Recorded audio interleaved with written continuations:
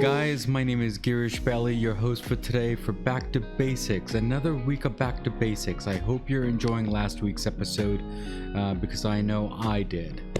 If you have any comments, concerns, or anything, please comment and we will address that immediately.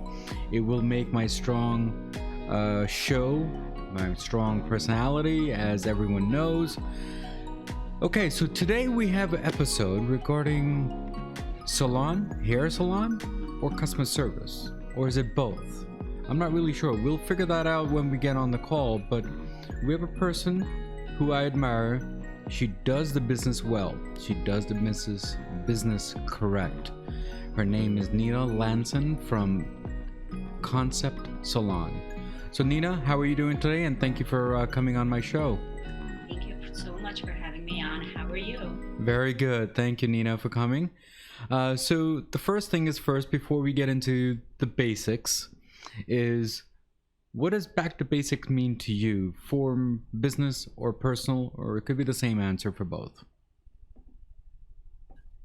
There's only like core things I think, that um, are really important.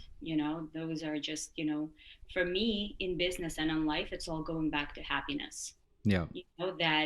Does this make me happy? Is this the right thing? Will this make our customers happy? Does this make me happy in my personal life? So it's always just going back to those core, I guess you would say, values or mantras for your life or whatever it is. But that's kind of what it means to me. That's what it's all about, really. Yeah, I think sometimes we tend to forget the basics of life, Nina, and I think that is why I started this show, and I'm thankful that you're on the show here. Thank you again. To be here. Thank you. So Nina, first thing is first, let's get this out of the way. You have a salon. The salon name is Concept Salon. First thing is first, how did that name come up? Because some people, they come up with different wacky names for a salon, but why Concept? I'll tell you. When we were opening this business, this was on the heels of me abruptly closing my last salon. I had this huge salon and spa, and so we closed that, and within a week we signed our lease on this one, and we weren't expecting to close the other business. It just happened so quickly. So we were opening this business, and the new landlord said to me, well, fine, I'm willing to take a chance on you, but what's the name of your business? And I was just like, the name, I don't know. And then I was like, well, give me 24 hours, let me just think about it. I promise you I'll give you a name. So I get back and I'm sitting with the team that I had, and I'm like, what should we call it? And because we have such a different concept, because of what we're doing, and because I wanted to create something completely different. I want to take everything I kind of know instinctively and anything that I've learned from smart people, whether what to do or not to do, and create something that is completely, I just knew it would work. So I was just like, it's a different concept. It's just a different concept. I don't know. And I was just like, well, we just call it the concept. And my attorney said that's the dumbest name because you can't protect it or whatever, but we were able to do that. We were able to, and I think it's the right name. And now he disagrees with himself. There, if you really look at it, even from my point of view, when I started this podcast, I actually did not know what name I should be calling it. But then, you know what? Sometimes we just need to go to the basics as to what this whole project is all about. And I think your project is all about different concept, and my concept is going back to basic. And I think, you can't go wrong with basic names. No. Sometimes some people, they go by their family names, which is not bad either.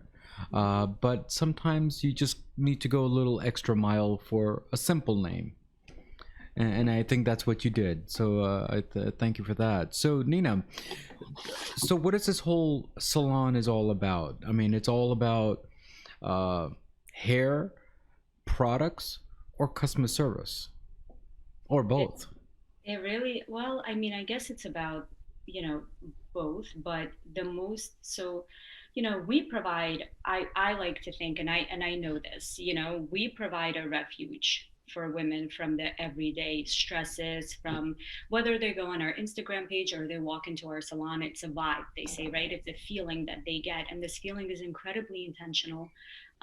From our team, this is the way we treat each other as well. So, and we treat our customers the same exact way. We want to give our customers, our clients, the most fantastic, phenomenal customer service that we would ever want to receive anywhere that we go. Hmm. Um, we happen to do it. Our place is not fancy. We're not judgmental, but we are the cleanest. We are the highest in quality of natural products that you can find anywhere. We treat everybody with kindness and respect. And we also happen to do, I, I guess I'm biased, but I happen to think that we do the best hair and makeup that you can find anywhere. Yeah, yeah.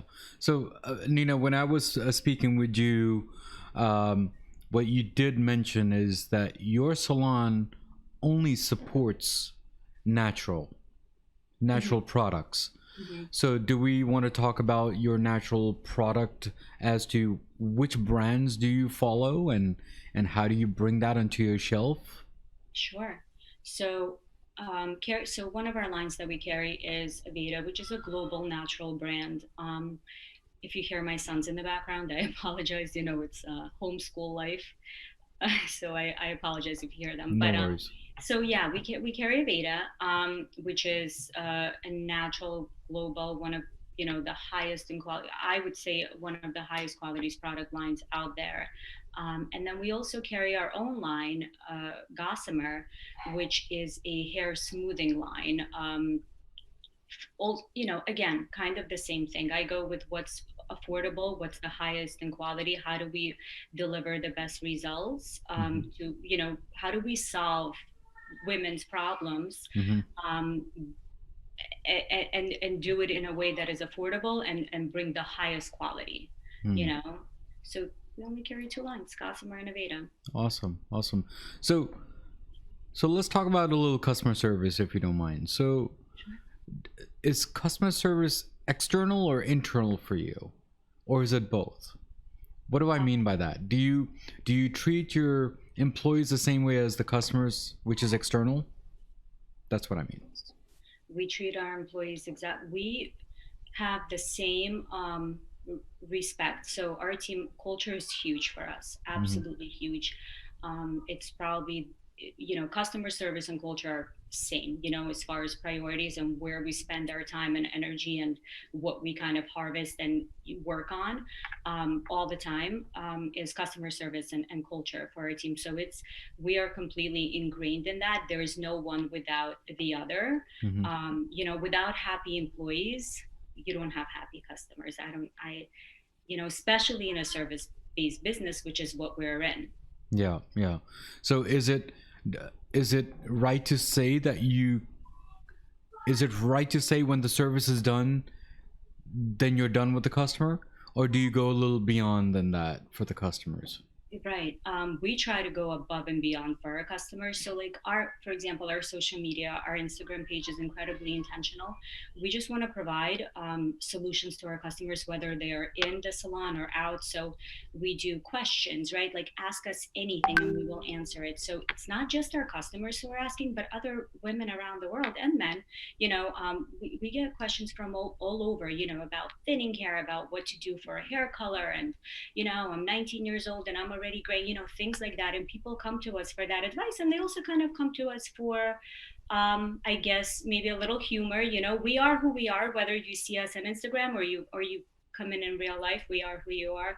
We are. And I think people respond to that, especially first time customers, because sometimes, there's a facade, but because this is who we are, we treat each other with the same kindness and respect as we do our clients. It becomes something that um, it resonates, you know what I mean, with Hmm. people right away, and it's a feeling that you want to get over and over again. Yeah. So the salon that you have versus other salon, why is it so different? Because I've heard good reputation about your salon, by the way. So I need to understand, why is it so different between the others that seen or not even gone into, just seen from the outside, and how people they react to the other salons. So why is this so different? Well, I think I could sit all day and talk to my team about treat our customers with respect, or be nice or smile, but it doesn't matter really if people are not genuinely happy to be at work, if they themselves are not being treated with respect, and so we do things differently, even starting from the way we hire and also our positions for hairstylists. So we don't have assistants in our salon. We don't have assistants. And assistants, um, most people would say, assistants are kind of like the backbone of a hair salon. They do all the menial stuff, all the stuff that the stylists don't want to do, or, the front desk people don't want to do. Mhm. And we don't have that. Everybody is on the same level. If you're a hairstylist, you're a hairstylist, Mhm. and we will grow you. So we right away, we do extensive, we invest in people. I would say more than any salon that I've ever worked at or I've ever dealt with. We invest in our employees from day one. We train them extensively. Our clients are a part of that training. We invite them to come in, and we don't just train them on models. We do continuous trainings on our clients so we can get the feedback. Does this person feed our culture? That's one of the first things that I like to ask kind of our clients when they come in for like training days. Did you like the service? Could you see yourself coming to this person? What did you think? It's not just technical, because anybody could do the technical. Most people could do the technical, but that aspect of the personality, you can't really. So we start with that. We start with hiring the type of people that want to be in this type of culture, and so because we treat our people right, they treat our customers right. And that's, I guess, one of the things that is a huge differentiating factor for us and other hair salons. Where I can't speak to how other people do their business. I can only speak to what I hear from our clients. And I'm also, I'm a woman. I've Mhm. gone to other salons Mhm. before. Mhm. So I mean, I guess it starts with how we treat our people. Or each other, actually, or Absolutely. even yourself for that matter. So, Yes. I mean, from a hair salon, it seems like you go to a school and you get that licensed, okay, Mhm. and you do the haircut, and it's pretty much semantic for systematic, basically, everywhere. But I think what the extra mile comes in is your public relation and your customer service within you, how you treat yourself and the customer itself. And I think that's how it differentiates between the other salons versus yours, right?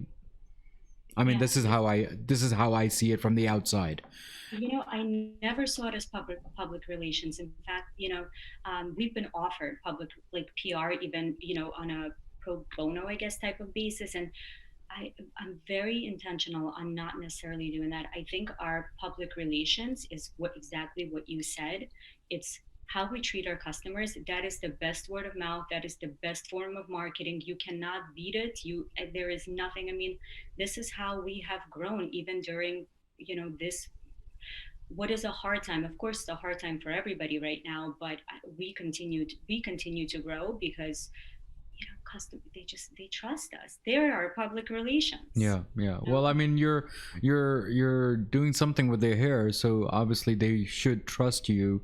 But I think Mhm. the trust should come both ways. I mean, it's just like what people they say, when you're clapping, it goes both ways. When you're dancing, it goes both ways. So in this same concept is the same way. So, and regarding 2020 has been a really tough year. Mhm. Now, has it been really tough for the employees? I'm pretty sure it has, but how tough is it for even the customers to come in this scared moment of, with the mask on or off or whatever the situation is right now? When I say refuge, when I explain the salon, like we really do provide a refuge. We are as safe as it could be. I mean, we go above and beyond just like the standard procedures that we were told we have to do for our clients, but we also try to make it normal. as normal as we possibly can.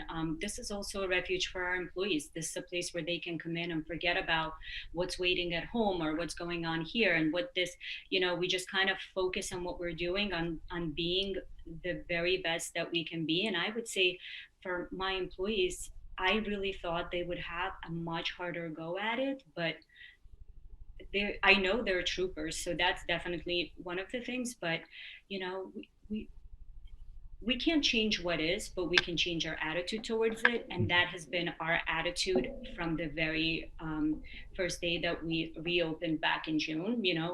We will, in our true the concept fashion, we will make the very best of the situation. And we have, and we really, really embraced it. And we have. And people tell us all the time, we feel so safe here that while we're here, we kind of forget that this is not the norm, like Yeah.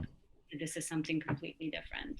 But Nina, I mean, it is quite stressful if you really look at it. I mean, there's so much of negativity around us, right? How it's quite tough to just deal with customers with so much negativity to give positivity, and it's a tough job if you think about it. What I just said, negativity around you, giving positivity to your customers is a tough job.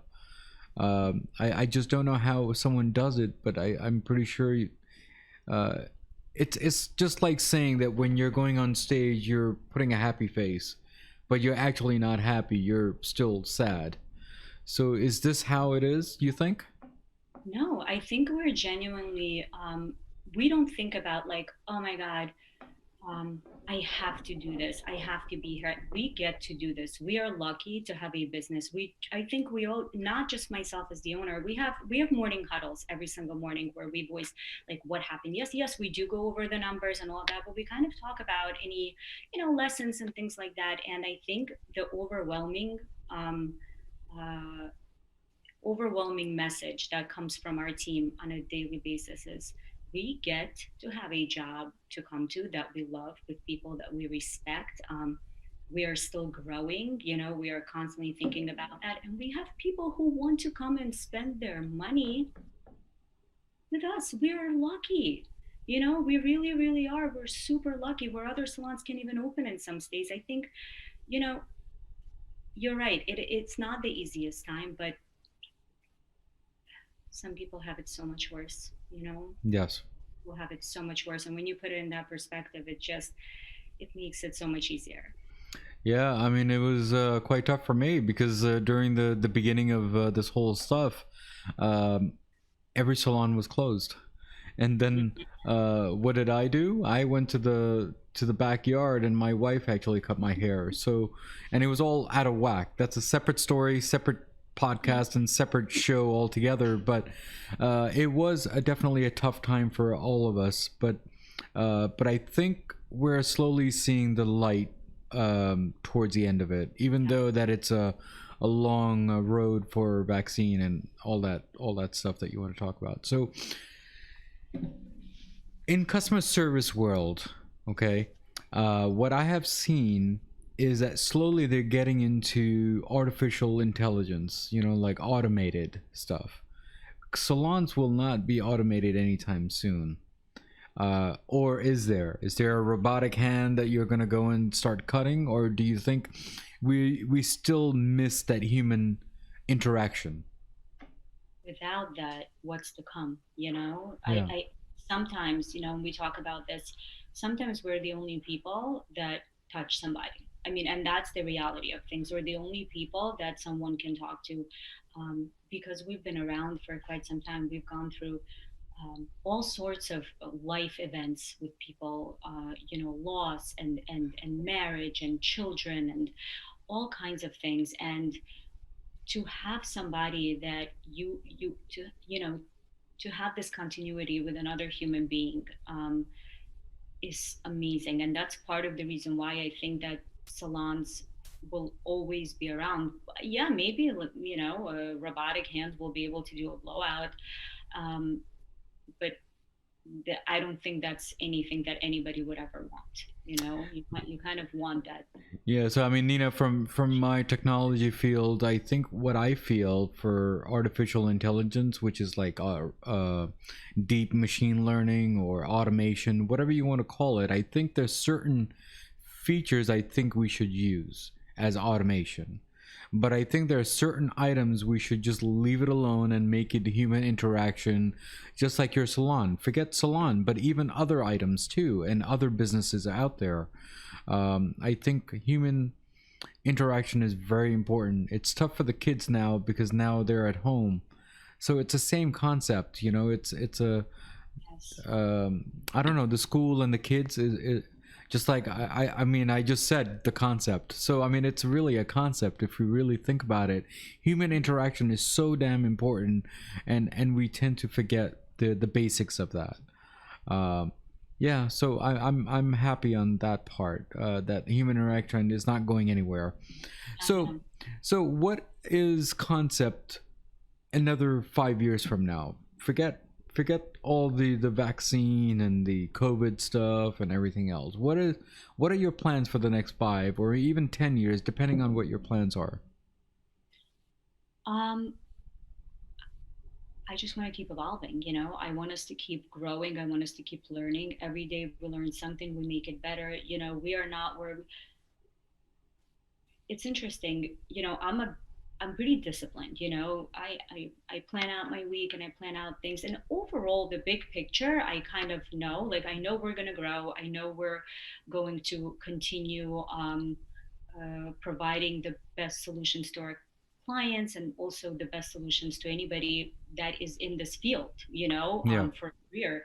And I just want to continue bettering that. I want to continue uh, putting together the building blocks that we already have and just growing on that and just being better at what we do. Yeah, yeah. I think it's very important to I don't know, it's very important to understand the basics of that.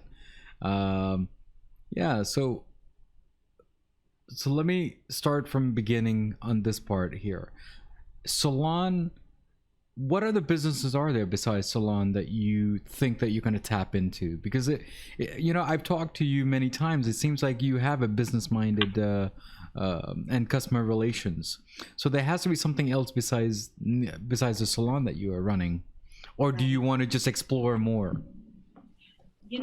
No, I want to stay in this industry. I love business. I've always loved business. I have a passion for business. This is what I do in my spare time. This is not like, oh my gosh, I have to do this for money. And this is what I love this industry. I love customer service. I like, my whole thing is affordable, high quality.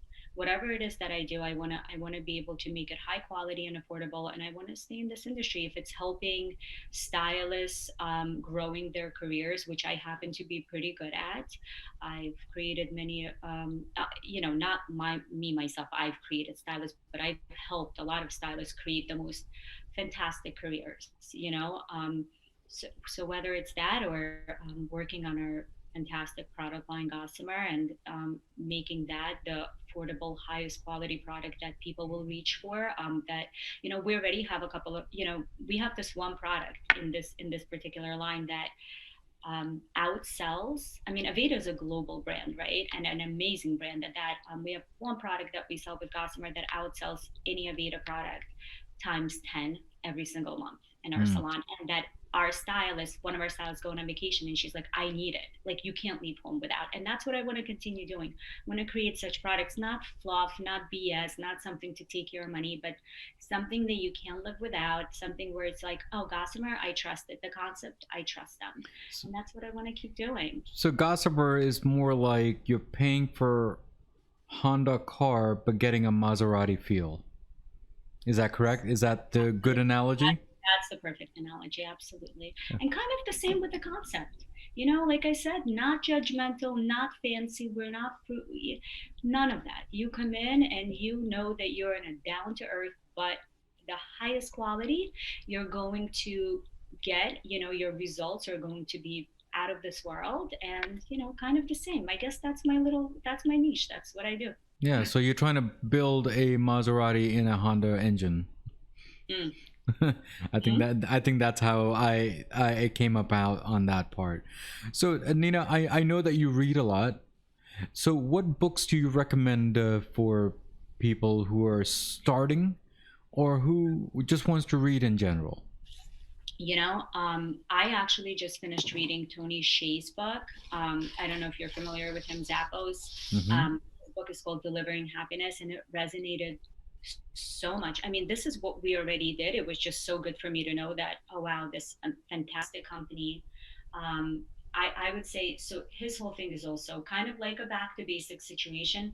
Um, their ultimate result that they were always seeking was happiness. Mm-hmm. And I think he talks about customer service, he talks about culture, he talks about how to treat people, how to treat your clients, how to treat your employees. I think anybody starting out in business, I would definitely recommend that book. Atomic Habits is a good book too. Mm-hmm. I think I was telling you about that Yes. book. Yes. um, you know, there he really talks about how small, like these small incremental changes um, on a daily basis really will amount to massive improvements in Mm-hmm. your life. If I had to, it's a whole book, obviously you can't, yeah, I'm probably not doing it, huge justice, but he talks about, the habit loop. It's just something, for me, that book was pretty good. Like I underlined certain things. It was a good book. Shoe Dog by the founder of Nike, Mm-hmm. another fantastic book. Mm. I could give you a whole list. Yes, you have given me the other list, and I have that stashed up also. But there's another book that I've read even after Atomic Habits, and I downloaded it from the library, a public library. So obviously I borrowed it. The other one is called Compound Effect. Mm, Very amazing book. Very back to basic, honestly. mhm. And I think that book has taught me a lot from starting point of view of my podcast and ongoing of my technology, even though that I've been there for 20 plus years. So I think I'm learning as we go when I'm reading this book and what I did right and wrong at the same time. Mhm. So yeah, that's a very good book. I won't give the ending or anything away because I'm telling you, people should pick up that book and take a look at it. If I'm not mistaken, you can go on Amazon, and I think it's a little cheaper now as compared to the original price. So take a look at that. So Nina, before we leave today, any last words you have for back to basics? Um, I'm grateful for you having me on. I think it's always interesting to talk to other like-minded people. Yeah. Um, Last words, very interesting. What would be my last words? Thank you. I always come from a place of gratitude. I'm super thankful. This was awesome. This was so much fun. Um, Call me if you ever need anything, right? Yeah. Yeah, absolutely. Thank you so much, Nia, for doing this, and thanks for coming again. And hopefully, we'll do business later on. And thank you again. Thank you so much. Have a Yep. great day. Same to you. Thank you.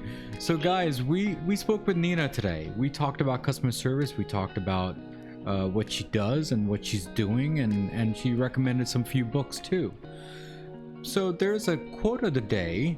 What I have here, the quote of the day is, "If you cannot do great things, do small things in a great way." That's by Napoleon Hill. Now, just keep in mind, every small thing counts. And that's what Nina did. She came up with a concept. Any small bit of idea can become big. Big in your life. Don't think big in the world. Big in your life.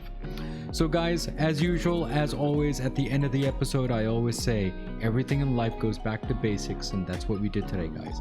Thank you. God bless. See you next week. Keep on subscribing, commenting, and God bless. Bye. Next week's episode on Back to Basics. There because they make a difference. There are other people who gravitate toward various professions who shouldn't be there. They're bad people. And no matter what they say or what they think, they should not be doing work that involves them engaging with different people. I was listening recently to Chris Rock, who said that certain jobs you have to be a good person, such as you can't have an airline pilot who is like, I don't think we're going to land this plane today. So that's the same with police work. Now, with that said, I think that we all have to realize that when it comes to these types of matters,